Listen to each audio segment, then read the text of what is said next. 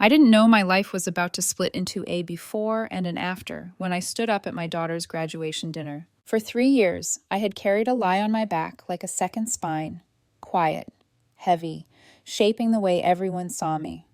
I let people believe I was the woman who walked away because her husband's body changed. I let his parents look at me like I was shallow. I let relatives whisper. I let my own children grow up with a version of the story that made me the villain, because I thought that was the price of protecting them. And then my ex-husband used our daughter's biggest night to rewrite history out loud. The restaurant was warm and too bright, the kind of place that tries to feel celebratory even when conversations go stiff. My daughter Ivy sat between us in her graduation dress, still glowing from the ceremony. My son Ethan kept stealing fries from her plate. My parents were there. His parents were there. My ex-husband, Andrew, stood up with a wine glass in his hand, smiling like he was about to say something generous. He didn't. He talked about resilience, about single parenting, about how a woman's worth isn't tied to her appearance, and then he looked straight at me and said Ivy had learned what happens when a wife isn't attractive enough anymore and a husband decides to walk away from his family. The room went quiet in that fragile, ringing way. I felt my daughter shrink beside me. I felt my son's eyes on my face, waiting. For 3 years, I had stayed silent about the truth, that Andrew didn't lose our marriage because of weight or time or distance. He lost it because he was sleeping with two different women, his yoga instructor Jade and a coworker, Alexandra, while I was at home packing lunches, helping with homework, rocking our son to sleep. I had screenshots, hotel receipts, dates and times that lined up with his late meetings and girls' nights equivalents he never questioned because he didn't have to. I stood up, smoothed my napkin, and spoke without raising my voice. I said I had taken the blame to protect our kids. I said I was done protecting a lie. I said the truth had names, addresses, and a paper trail. Andrew's face went white. My daughter stared at her plate. My son looked like the floor had dropped out from under him. That was the moment everything changed, because silence had finally cost more than the truth. My name is Natalie Harper, and I was 46 when I realized the most dangerous thing you can do for the people you love is let them live inside a lie you didn't create. If you met me now, you'd probably describe me as steady. The kind of woman who shows up early, keeps promises, remembers birthdays, without needing a reminder. I work in construction project coordination. Not glamorous, but it's practical, and it fits the way my brain likes to organize chaos into something livable.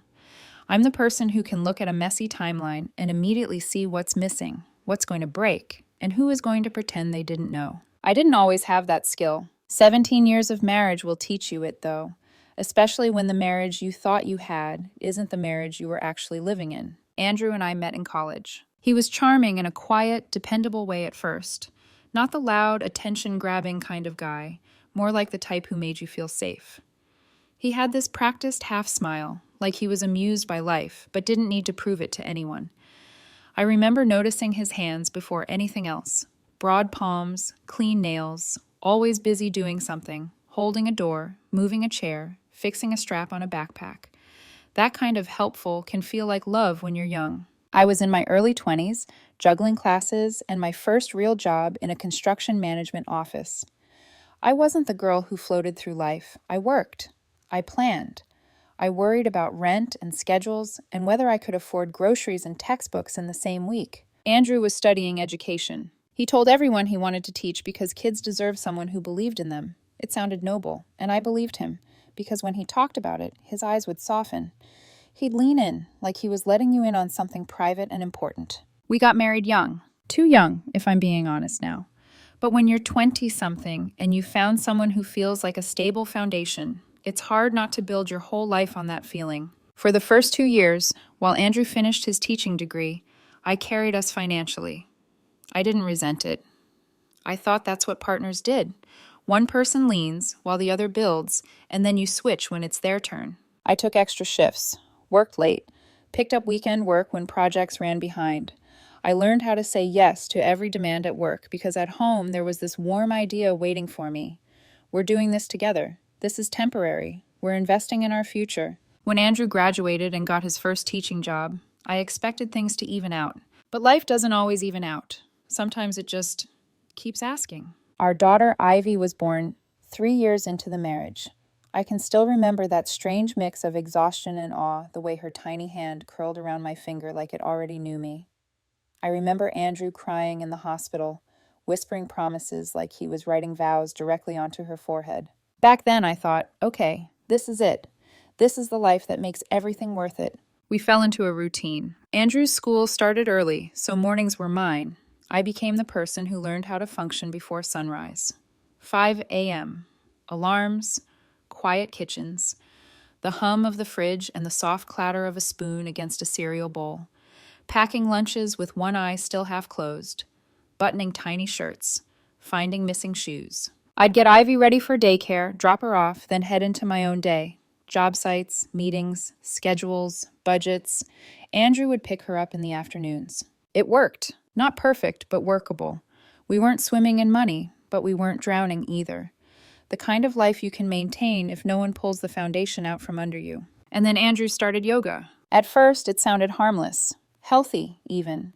He said he needed it to decompress from dealing with middle schoolers all day. He said it helped his back, helped his stress, helped him feel like himself again. 3 nights a week. I didn't question it. Why would I? I was his wife. I trusted him. And I also wanted to be the kind of wife who didn't treat her husband's self-care like a threat. Then our son, Ethan, was born when Ivy was 3. Pregnancy. The second time hit me harder. My body didn't bounce back the way it did the first time. Delivery was rough. Recovery was longer. I gained weight, yes, because I grew a whole human and then spent months surviving on broken sleep and cold coffee. After Ethan was born, Andrew stopped yoga for about 6 months. He was home more, present in bursts. But I was deep in newborn life. Night feedings, diapers, that foggy, aching exhaustion where you can cry because you dropped a spoon. When he started yoga again, it changed. 5 times a week instead of 3. And on the off mornings, he joined a gym. Suddenly, Andrew was the one who needed early sessions. Andrew was the one who needed space. Andrew was the one who claimed he was exhausted and needed something that felt like his own. So I took over everything. Not just mornings, everything. I started waking up at 4:30, sometimes earlier. I'd try to squeeze in a quick workout because it was the only time I had left that belonged to me.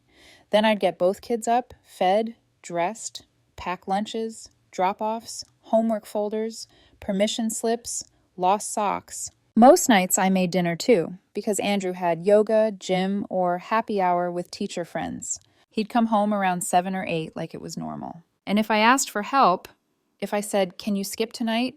Ethan's having trouble sleeping," or "Ivy has a project due and I can't do everything alone," Andrew would get defensive in this way that made my stomach tighten. He'd say I was trying to control him, control his body, his mental health, his progress. He'd twist it like my need for partnership was an attack on his autonomy. So I learned to swallow my requests. I told myself he's stressed, he's adjusting, he needs time. I told myself that postpartum can mess with both partners. I told myself a lot of things, because the alternative was admitting that the man I built my life with had already started stepping out of it. The distance began around Ethan's first birthday. Andrew stopped initiating any physical affection, not just sex, everything. No casual hand on my back when he walked past, no leaning into me on the couch, no warm kiss that lingered. It was like my body had become an object in the house, present, useful, but not something he wanted. When I tried to talk about it, he told me he was touched out from work and from the kids and needed patience. So I gave him patience for 3 years. And the part that still stings, if I'm honest, is that I didn't only give him patience. I gave him my silence. I gave him my reputation. I gave him the benefit of the doubt so many times that it started to feel like my own instincts were something I should apologize for. Because in my mind, I kept circling the same belief. If I protect him, I protect the kids. I didn't realize that by protecting him, I was teaching my children to misunderstand me. And I didn't realize that one day, at a graduation dinner, with a room full of people, and my daughter's happiness sitting fragile in front of me, Andrew would use my silence as a weapon. That's what broke me open. Not the cheating itself. The fact that he felt comfortable telling the lie out loud, because he was sure I'd keep swallowing it. Looking back now, I can trace the exact moment my marriage shifted from uneven to unsafe. But at the time, it didn't announce itself. It crept in quietly, dressed up as normal stress, routine, and reasonable excuses. That's the thing about betrayal when it's still incubating. It doesn't arrive with drama. It arrives with plausibility. Andrew didn't suddenly become cruel. He became selective. Selective with his time, his attention, his transparency. The first sign wasn't another person. It was absence. He started keeping his phone face down on the counter. Not aggressively, just casually, like it meant nothing. He took calls in the hallway instead of the living room. When I asked who it was, he'd say, just a colleague, or a parent, or work stuff, in the same flat tone every time. Nothing that sounded suspicious on its own. But I noticed patterns. I always did. Yoga days expanded. Gym days multiplied. There were sudden planning meetings that ran late, even though grading season was supposedly over. Nights where he came home smelling faintly of hotel soap instead of sweat or chalk dust. He showered immediately when he got home, like he needed to rinse something off. Not physically, but morally. I didn't accuse him. I asked questions. And Andrew had a way of answering questions that made you feel ridiculous for asking them. When I mentioned that he seemed gone a lot, he laughed softly and said I was imagining it. When I asked why he needed 5 yoga classes a week, he told me I wouldn't understand because I wasn't in a classroom all day anymore. When I said I felt lonely, he reframed it as me being too focused on what I wasn't getting. He was good at that, good at turning my needs into flaws. His family didn't help. Andrew's parents started showing up in our life more, not physically, but emotionally. His mother would comment on how strong Andrew was for taking care of himself. His father would make remarks about how teaching was draining and how important it was for a man to feel appreciated at home. Those comments always landed on me like assignments I hadn't realized I was failing. No one ever asked how I was doing. No one noticed that I was the one carrying the house, the kids, the logistics, the emotional labor of keeping everything smooth. No one noticed that I had stopped buying clothes for myself because I didn't have time to shop, or that I ate standing up most nights because sitting down felt like wasted minutes. Andrew noticed, but instead of stepping in, he stepped away. There were moments, tiny ones, that almost broke through my denial. Like the time Ivy asked why Daddy was never home for bedtime anymore. Or when Ethan cried because Andrew missed his preschool recital and sent flowers instead.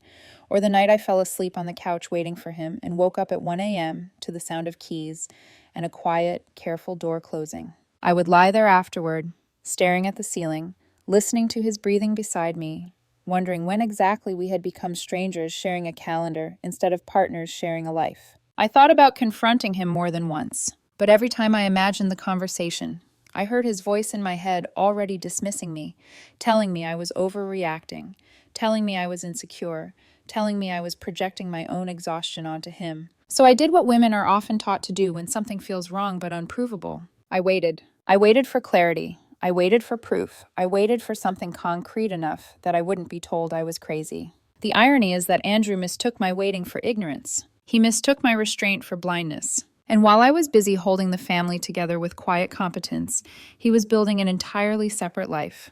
One message at a time, one class at a time, one lie layered gently on top of another. By the time the truth finally surfaced, it wasn't a shock. It was confirmation. And the most painful part wasn't learning that he had cheated. It was realizing how long he'd been counting on me not to look.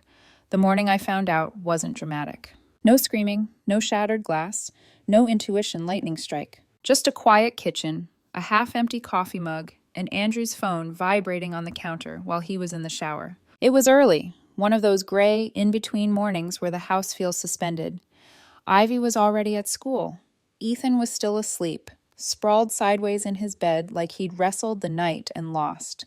I was standing at the sink, rinsing a bowl, mentally running through the day's schedule. The phone buzzed again. I wasn't snooping, not consciously. I wasn't searching for anything. But the screen lit up, and a name flashed across it I didn't recognize. Jade. The preview text was short, casual, familiar in a way that made my stomach tighten before my brain caught up. Same place as usual?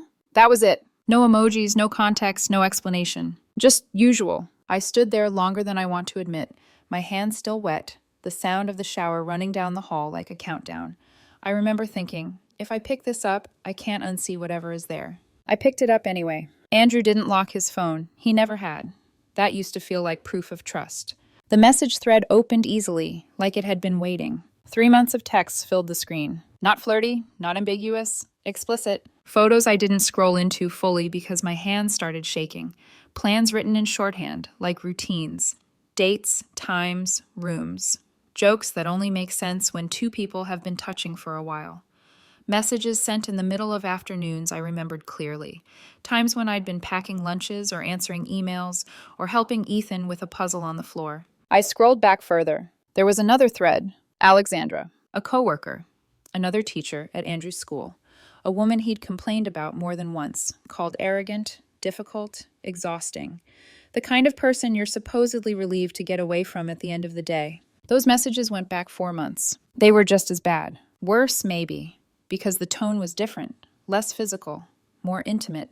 Shared frustrations, complaints about work, about stress, about feeling misunderstood, about me. I leaned against the counter, my knees suddenly weak, my breath shallow and uneven, like my body was trying to decide whether to faint or run.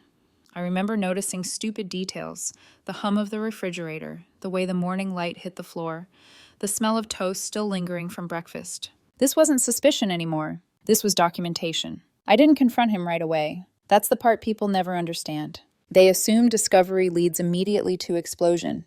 But shock doesn't always look like anger. Sometimes it looks like a woman quietly making copies while her husband sleeps. For a week, I became someone else. I took screenshots while Andrew snored beside me.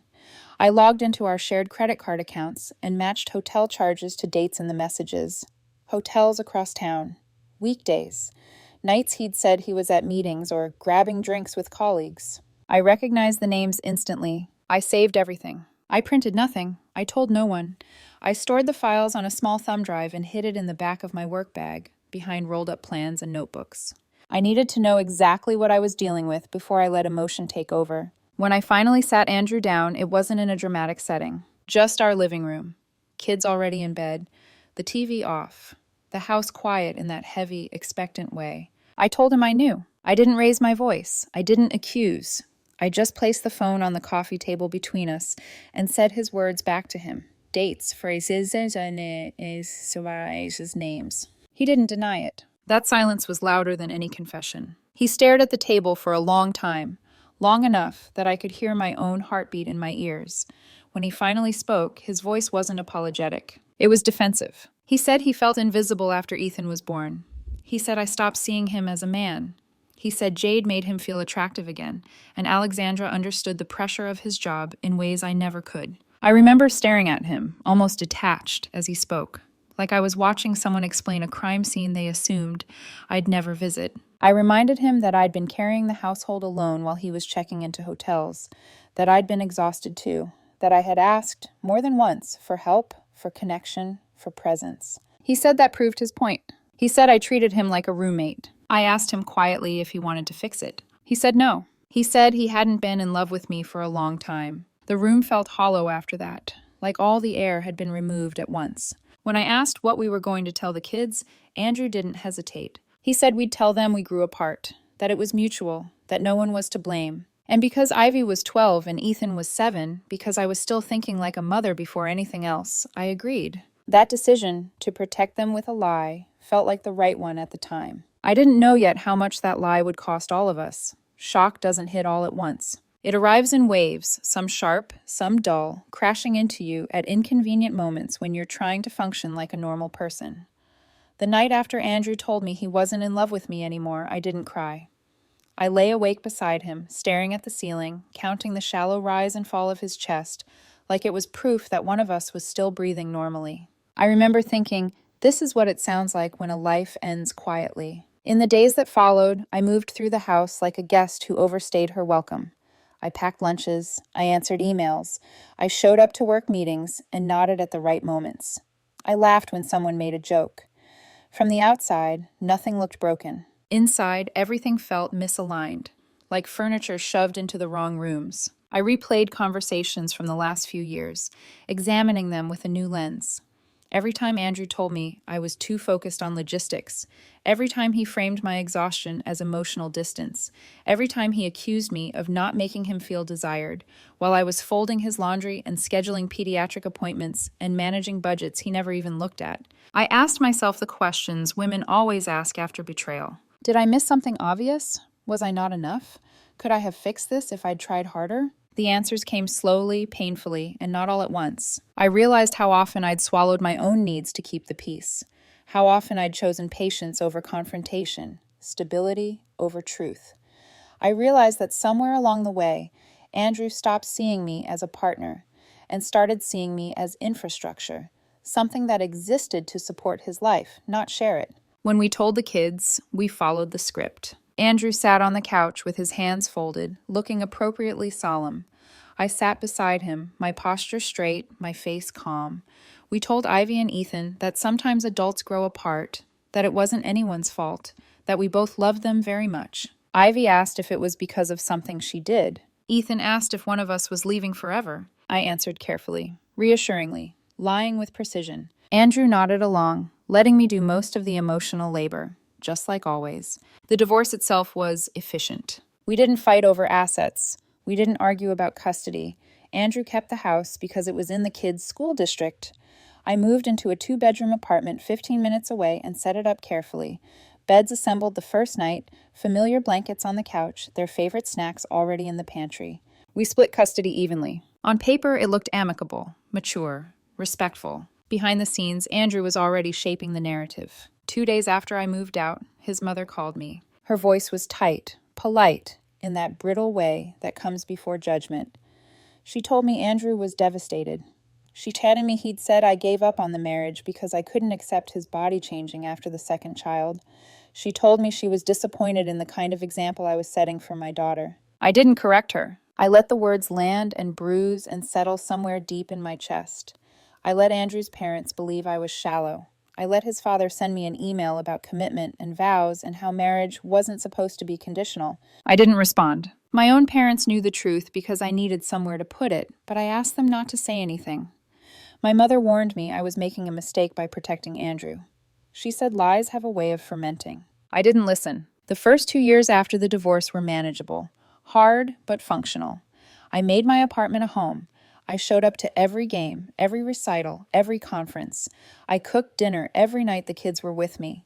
We did joint birthdays, split holidays, smiled through awkward handoffs. Andrew and I stayed civil in front of the kids. But underneath that civility, something corrosive was growing. I didn't know it yet, but Andrew wasn't just letting people believe the lie. He was feeding it. And by the time I realized what that meant for Ivy and Ethan, the damage was already done. The lie didn't stay still. That's the thing about stories people tell when the truth is inconvenient. They don't just repeat them, they improve them. Add polish, sharpen the edges so the blame lands exactly where they want it. At first it was subtle. Andrew's parents stayed cold toward me, but polite in public. His mother would smile tightly at school events, her eyes scanning me like she was looking for confirmation of something ugly she already believed. His father stopped making eye contact altogether. Family gatherings I used to be invited to quietly stopped including my name. I told myself it didn't matter. What mattered were the kids. Ivy and Ethan adjusted on the surface. They moved between houses with backpacks and routines, calendars taped to the fridge. I made my apartment consistent. Same dinner time, same movie nights, same Sunday pancakes. I wanted them to feel anchored. But slowly I started noticing cracks. Ivy became quieter with me, more guarded. She stopped volunteering stories about her day. When I asked questions, she'd answer politely but briefly, like she was choosing words carefully. Once, when I reminded her to text me when she got to Andrew's house safely, she sighed and said, "Dad doesn't freak out about stuff like that." It wasn't an accusation. It was worse. It was comparison. Ethan, on the other hand, grew clingier, asking more questions, needing more reassurance. He'd ask if I was mad at Dad, if I was sad because of him, if I would ever leave him too. That one nearly broke me. I realized then that while I was trying to protect their image of Andrew, he was quietly eroding theirs of me. Not directly, not cruelly, just consistently. Little comments, offhand remarks, stories framed a certain way. Andrew started dating again about 6 months after the divorce. He brought his new girlfriend, Dylan, around the kids fairly quickly. He framed it as moving on in a healthy way. He framed me, meanwhile, as the person who checked out when marriage got hard. I overheard it once, accidentally. I was picking the kids up early for a schedule swap.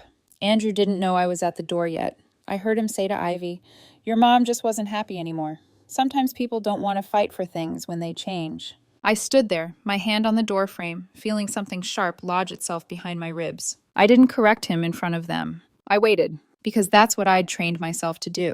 But the lie kept growing. Andrew's parents doubled down. They'd talk openly about how men have feelings too and how some women stop trying after kids.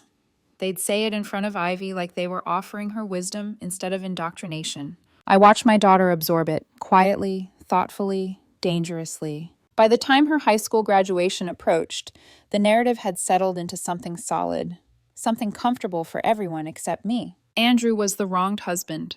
I was the woman who walked away.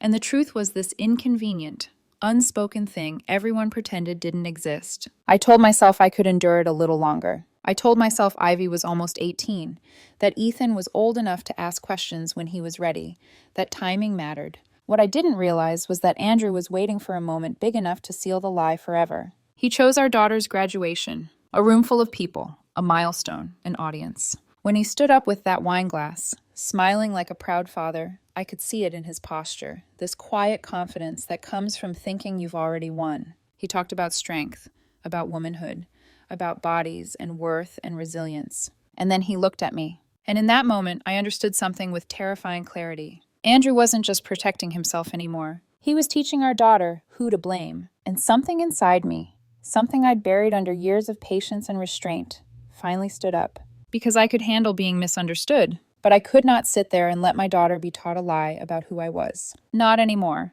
After the restaurant emptied and the echoes of raised voices faded, I went home alone. The apartment felt unfamiliar that night, like I'd stepped into a version of my life that hadn't fully formed yet. I dropped my keys into the bowl by the door and stood there longer than necessary, listening to the silence settle. No kids' footsteps, no late-night snacks being assembled, no familiar arguments about whose turn it was to pick a movie. Just quiet. I sat on the edge of the couch and replayed the evening in fragments. Andrew's face draining of color, Ivy staring at her plate like it might disappear, Ethan's eyes searching my face for instructions I hadn't given. I wondered if I'd shattered something fragile beyond repair. I wondered if I'd chosen the worst possible moment to finally stop being silent. That night, sleep came in broken pieces. I woke to my phone lighting up beside me, my heart jumping every time, hoping for reassurance and bracing for anger. When Ethan finally texted, it was simple. Was what you said true? I stared at the screen, my fingers hovering. There was no gentle way to answer anymore. Yes, I typed. It's true. He didn't respond right away. I lay there, staring at the ceiling, feeling the weight of every decision I'd made over the last 3 years pressing down on my chest. I thought about the versions of the story my kids had been living with, the quiet conclusions they'd drawn about me, about love, about effort. I thought about Ivy, nearly grown, carrying the idea that her mother walked away when things got hard. That was the darkest realization of all. Not that Andrew cheated, not that he lied, but that my silence had allowed my children to misunderstand my love. The next morning, Ivy texted asking if she could come over. She arrived with 2 suitcases. We didn't talk right away. We unpacked. I made lunch. We ate without looking at each other, both of us orbiting the thing we were afraid to touch. When she finally asked if I had proof, my chest tightened, not with fear, but with relief. She wanted the truth, not comfort. I showed her what I had, carefully. Not the worst of it, just enough to make the story undeniable. She believed me, and then she asked the question that undid me completely. Why didn't you tell us sooner? I told her what I'd told myself for years, that I thought protecting her image of her father would protect her heart. Ivy listened quietly, her face thoughtful, not angry. When she spoke, her voice was steady. That makes sense, she said, but it also made me think you didn't care enough to fight. That sentence hit harder than anything Andrew had ever said to me. I went into the bathroom afterward and cried with the door locked, pressing a towel over my mouth so she wouldn't hear. It wasn't dramatic sobbing, just that deep, shaking grief that comes when you realize the cost of your good intentions. I had tried to be the bigger person. I had tried to keep the peace, and in doing so, I had almost lost my children's trust. That was my lowest point, not the public exposure, not the fallout with Andrew's family, not even the divorce itself. It was the moment I understood that silence isn't neutral. It always takes a side. The shift didn't happen all at once. There was no dramatic speech, no triumphant moment where everything snapped neatly into place. The turning point came quietly, in ordinary moments, that carried more truth than any argument ever had. It came the afternoon Ivy sat across from me at the kitchen table, scrolling through the screenshots again. Not because she doubted me, but because she was piecing together a version of her childhood that suddenly made more sense. She wasn't crying. She wasn't angry. She was thinking. "I always wondered why you looked so tired," she said eventually. Like, not just normal tired. I swallowed hard. I hadn't realized she'd noticed. She closed the laptop and pushed it aside. "I'm not mad you didn't tell us before," she said. "I just wish you'd trusted us with the truth." That was the moment I understood what I needed to change. Not Andrew, not the past, myself. For 3 years, I'd believed being strong meant being silent, that being a good mother meant absorbing damage quietly so it didn't splash onto my kids. But sitting there with Ivy, watching her process reality with clarity and compassion, I saw the flaw in that thinking. Strength isn't silence. Strength is honesty, delivered with care. Ethan called a few days later. He asked the same question Ivy had asked. I gave him the same answer. He told me he needed time, and I respected that. When he eventually came over, backpack slung over one shoulder, he looked older than his years, like someone whose foundation had shifted and hadn't quite settled yet. He asked if his father loved him. I said yes. He asked if loving someone meant lying to them. That one took longer. I told him love and fear often get tangled up, and sometimes people choose the wrong one. I told him adults make mistakes that don't always have clean explanations, and I told him that what mattered now was that he was allowed to feel however he felt, without being told which parent he was supposed to side with. That conversation changed something between us. Not dramatically, not instantly, but there was a new openness after that. Fewer guarded answers, more questions, more honesty in both directions. Meanwhile, Andrew spiraled. His girlfriend moved out. His parents stopped defending him publicly once the evidence existed outside my mouth. People started asking him questions he couldn't deflect with charm and vague explanations. He sent emails accusing me of ruining his life. I didn't respond. He asked to talk for closure. I declined. When he showed up at my apartment unannounced, thinner and desperate, I kept the conversation on the porch and told him plainly that his relationship with our kids was his responsibility to repair, not mine. For the first time, I wasn't managing his emotions. And something incredible happened when I stopped doing that. I felt lighter, not happy, not yet, but clearer. The kids chose where they wanted to be. I didn't persuade them. I didn't poison them against their father. I just answered their questions honestly when they asked. And the truth did what the truth always does when it's finally allowed to exist. It reorganized everything. I stopped worrying about whether I was the villain in someone else's story. I focused on being reliable, present, and real. I let go of the need to be the bigger person when that meant shrinking myself. The turning point wasn't exposing Andrew. It was reclaiming my voice and trusting my children enough to hear it.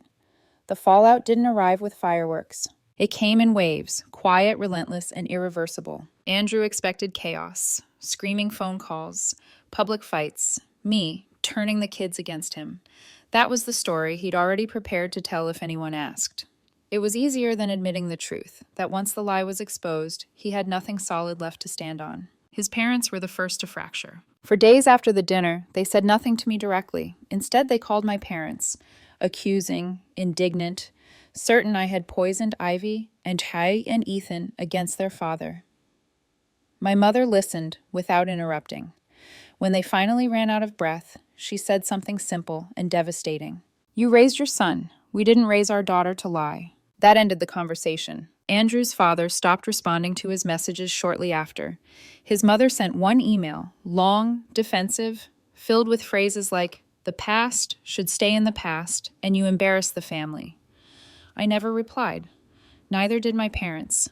Silence, this time, belonged to the right side of the truth. At home, the shift was unmistakable. Ivy settled into a routine at my apartment. She got a summer job at a bookstore and started cooking dinner with me in the evenings. Not every night, just often enough that it felt intentional. She didn't talk about Andrew. I didn't ask. But she started sending me memes during the day, little observations, photos of things she thought I'd like. Connection, rebuilding itself quietly. Ethan came next. He stayed with Andrew at first, trying to reconcile the father he loved with the man he'd just learned about. But the tension followed him home. Andrew cried, blamed me, asked Ethan to convince Ivy to come back, asked him to take sides. That was the breaking point. When Ethan showed up at my door with a backpack and tired eyes, I didn't ask questions. I just let him in. Andrew accused me of alienation, of manipulation, of being cold. I forwarded every message to my lawyer. The response was brief and final. The kids are old enough to choose. You've done nothing wrong. Andrew stopped threatening legal action after that. What hurt him more than anything wasn't losing me. It was losing control of the story. At work, things shifted too. People noticed his distraction, his lateness, the quiet unraveling of someone who'd been used to outsourcing responsibility.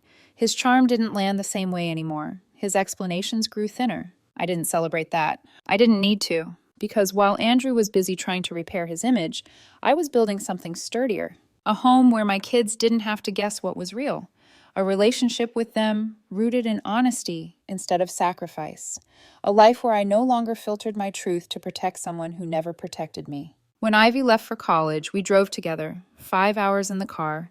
Music, conversation, normalcy. Before I left her dorm room, she hugged me and whispered, "Thank you for telling the truth." On the drive back, Ethan stared out the window for a long time and then said, "I don't think I trust him right now." I told him that was okay. Trust, like truth, has to be earned. Andrew's life didn't implode dramatically. It just shrank. Fewer allies, fewer excuses, fewer places to hide. And I didn't have to do anything at all. The consequences followed him on their own. 3 years of silence taught me something I wish I had learned sooner. Peace built on lies isn't peace, it's postponement. Today my life is quieter, but it's honest. Ethan does his homework at the kitchen table while I make dinner. We talk about school, about robotics club, about the things he's curious about. He doesn't flinch when I ask how he's feeling anymore. He knows he can tell me the truth without worrying about protecting me. Ivy calls every Sunday from her dorm. Sometimes we talk about classes, sometimes about nothing at all. Sometimes she just lets the camera sit on her desk while she studies.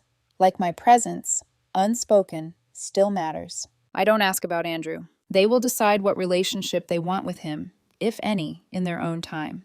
That isn't my work anymore. Andrew still emails once a month asking about the kids. I reply with facts. No emotion, no commentary. He hasn't apologized, not really. Not in a way that centers responsibility instead of regret for consequences. And I've stopped waiting for it. What I've learned is this. Being the bigger person doesn't mean absorbing harm in silence. It doesn't mean letting someone rewrite your story because confrontation feels uncomfortable. It means choosing truth when the cost of silence becomes too high. I used to believe protecting my children meant hiding their father's mistakes. Now I know better. Protecting them meant trusting them with reality, and trusting myself enough to stop shrinking for someone else's comfort. If you're listening to this and carrying a lie you didn't create because you think it keeps the peace, ask yourself one question. Who is that peace really protecting? Because one day the truth will surface anyway. And when it does, it's better that it comes from you. Calm, grounded, and honest. Than in a moment where silence finally breaks under the weight of someone else's cruelty. I don't regret telling the truth. I regret waiting so long to believe my voice mattered.